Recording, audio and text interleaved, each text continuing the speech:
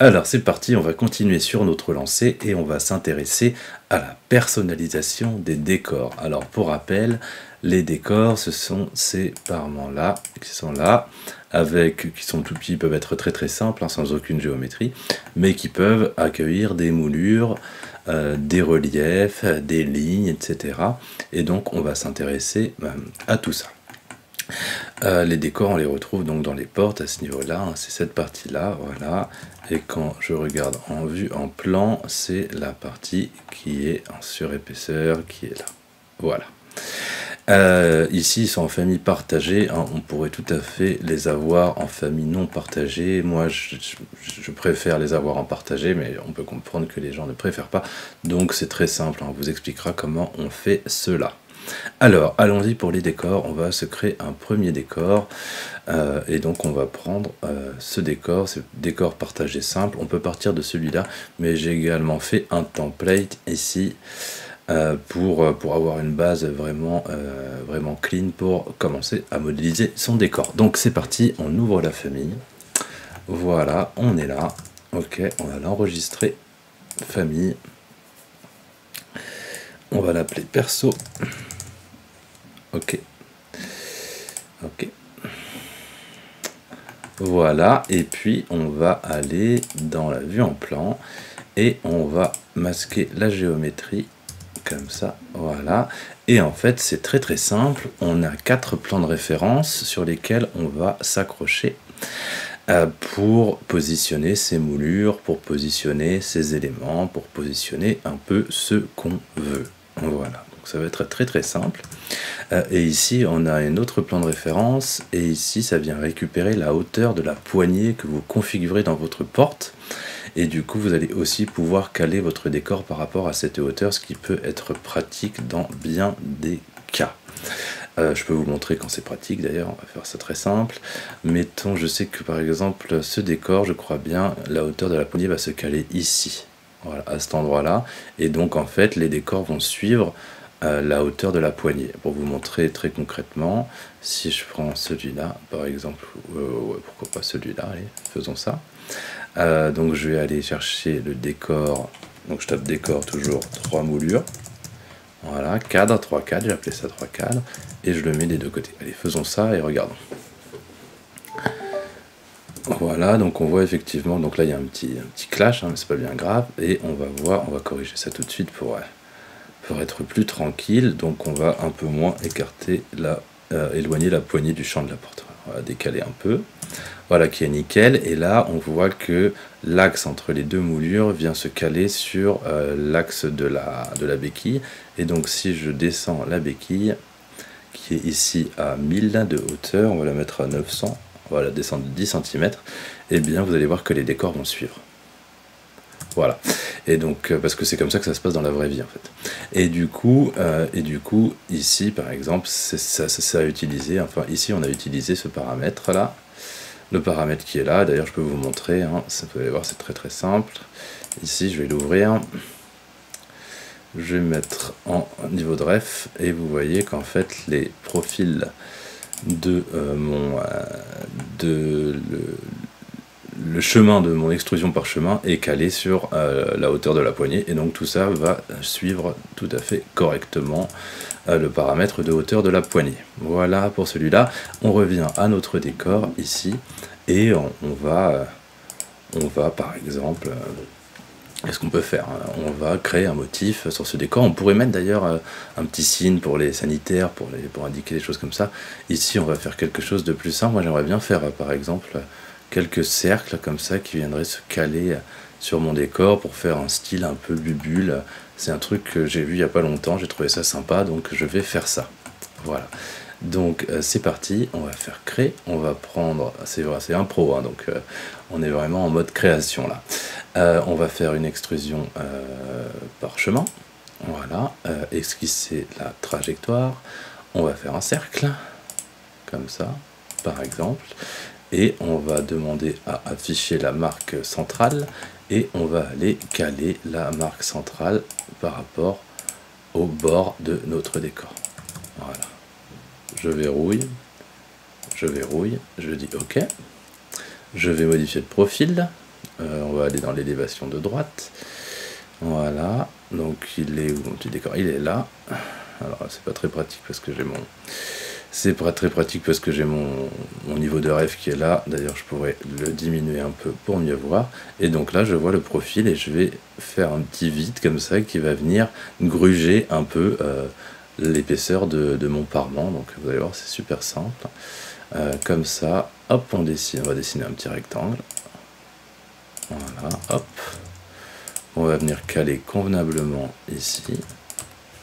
Là, et puis, voilà, on peut pas faire des choses trop petites hein, avec Revit, on se souvient. Et puis on va valider. Allez, on va faire ça direct, on va voir à quoi ça ressemble. Donc là c'est pas mal, on va valider. Ok, ça me semble très très bien. Et puis on va le passer en vide.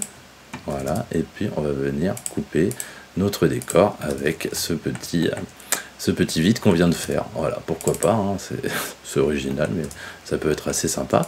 Ce que je vais faire, c'est que je vais récupérer cette extrusion là, comme ça, je vais en mettre 4. Hop, je vais diminuer un peu les diamètres. Donc tout ça, on pourrait le rendre paramétrique, hein, évidemment, mais on va pas le faire. Voilà, comme ça. Ok, celui-là, on va faire un tout petit. Comme ça me paraît pas mal. Voilà. Et celui-là, on va faire encore plus petit. Tiens, on va faire une petite bulle, comme des petites bulles de savon qui montent. Voilà, ça me paraît pas mal aussi. Il y a un truc que j'ai oublié de faire, c'est de verrouiller mon pardon, mon esquisse, attends, excusez-moi, voilà, verrouiller le centre de mon chemin sur mon décor.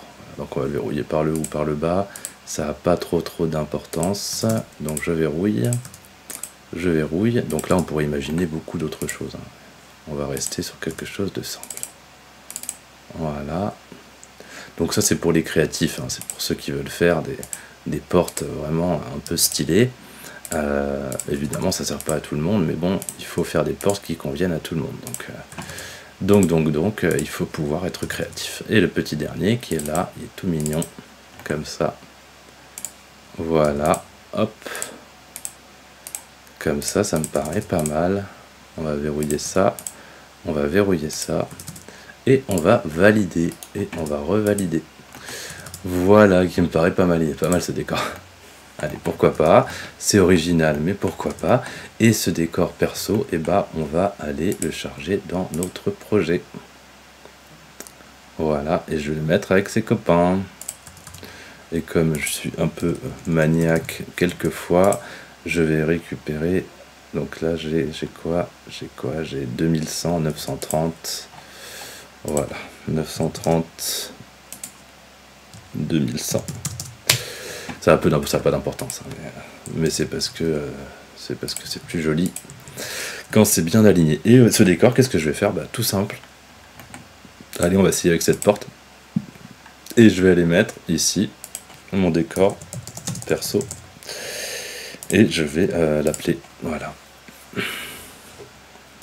Voilà, j'ai mon joli décor, donc j'aurais pu faire ce que je veux, hein. J'aurais pu mettre des codes paramétriques, j'aurais pu faire plein de choses pour customiser ce décor. Encore une fois, c'est ce que j'avais fait sur celui qu'on avait avant, donc c'était sur le Gravity. Tiens, je vais le remettre ici. Décor, hop, il est où le Gravity? Voilà.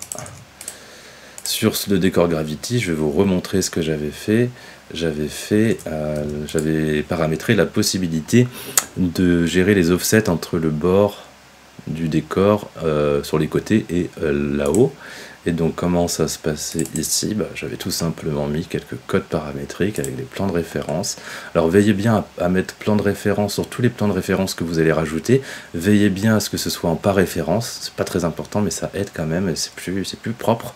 Donc veillez bien à ce que ce soit en par référence. Et là j'avais simplement mis voilà, des codes paramétriques ici pour driver la position de mes rainures. Voilà, tout simplement. Et donc ça donnait quoi? Ça donnait, quand je sélectionne mon décor, que j'en ai dans les propriétés du type, je peux gérer les offsets. Donc je vais mettre 200 à droite, à gauche, en haut, en bas. Voilà.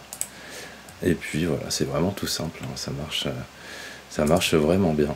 Voilà pour les décors. Alors il y a un dernier truc qu'il faut que je vous montre, c'est les décors qui viennent se caler sur un Oculus, donc comme celui-là qui est là par exemple. Ce décor, il va venir se caler sur un Oculus, on va voir comment c'est fait.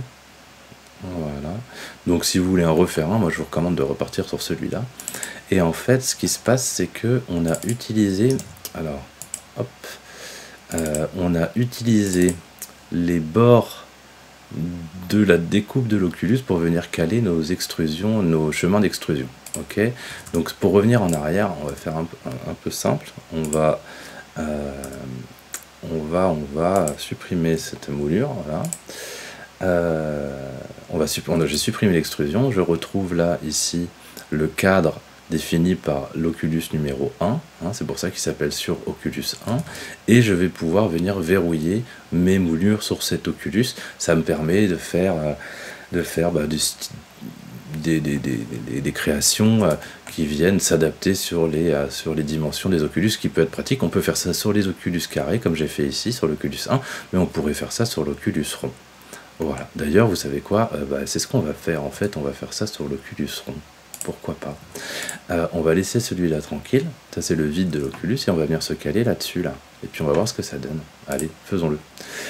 Une extrusion parchemin, je vais sélectionner la trajectoire, je vais m'attacher au bord de mon Oculus 1, voilà, je vais dire OK, je vais modifier le profil, je vais aller dans l'élévation de droite, voilà, et là je vais venir rajouter sur mon Oculus, ici, je vais venir rajouter une petite part close, hein, on appelle ça une part close, une petite part close circulaire pour faire un truc un peu sympa. Et donc on va faire ça tranquillement. On va faire 3 cm, ça me paraît pas mal. Ah non, c'est des millimètres là, pardon, autant pour moi. On va faire plus grand, on va faire plutôt 20 mm. Voilà. Et on va faire ce petit relief. On n'a qu'à faire quelque chose comme ça. Allez, pourquoi pas. Alors là, quand on fait des extrusions parchemin, on n'est pas obligé de verrouiller les profils, hein, puisqu'ils vont suivre le profil le chemin d'extrusion. Donc voilà, je vais valider. Ok. Je regarde un peu mon décor, ça me semble pas mal. Ok. Je fais pas attention là.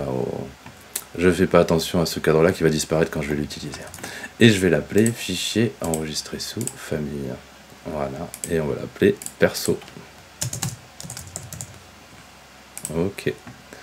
Voilà, donc des décors on a prévu d'en livrer beaucoup, hein. Pour l'instant on a mis vraiment la base, hein, et on va laisser les gens un peu se débrouiller seuls, mais l'idée évidemment c'est d'en livrer tout un paquet assez prochainement. Et donc ce décor perso, je vais le recharger dans mon projet. Alors, qu'est-ce que ça dit? Alors ça lui donne une tête un peu étrange à mon décor, c'est pas bien grave. Et on va essayer d'aller l'utiliser dans notre projet, et on va voir ce que ça fait. Et du coup je vais mettre un Oculus dessus. On va voir ça tout de suite.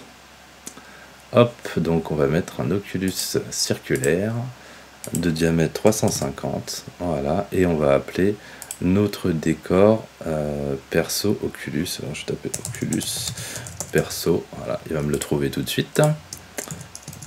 Je copie et je le mets des deux côtés et j'appuie sur OK. Et on va voir. Et c'est la catastrophe. Alors non, c'est pas tant la catastrophe que ça, en fait, c'est simplement que j'ai mal paramétré mon Oculus ici, j'ai que mis un diamètre, il faut que je lui mette une élévation. Voilà, et je vais dire OK. Voilà, vous voyez, c'est très simple, et on retrouve la part close qu'on avait mis. Donc on avait fait un truc très simple, mais on aurait pu faire des choses un peu plus complexes, et on a toujours le cadre qui est là, donc ce que je vais faire, c'est que je vais aller l'enlever, parce que c'est un peu bizarre. Donc je vais le supprimer, hein, c'est tout simple, voilà, hop. Et voilà, j'ai fait ma petite part close toute propre, toute nickel. Voilà pour les décors, donc après c'est libre cours à votre créativité, à votre motivation pour faire des jolis décors. En tout cas, vous voyez que c'est simple, vous partez des familles existantes ou vous partez de la famille template et vous allez créer vos décors petit à petit comme ça. Vous voyez que là, en quelques minutes, on a créé 2 décors qui sont sympathiques. Et on pourrait en créer beaucoup d'autres. Voilà pour la personnalisation des décors. Salut!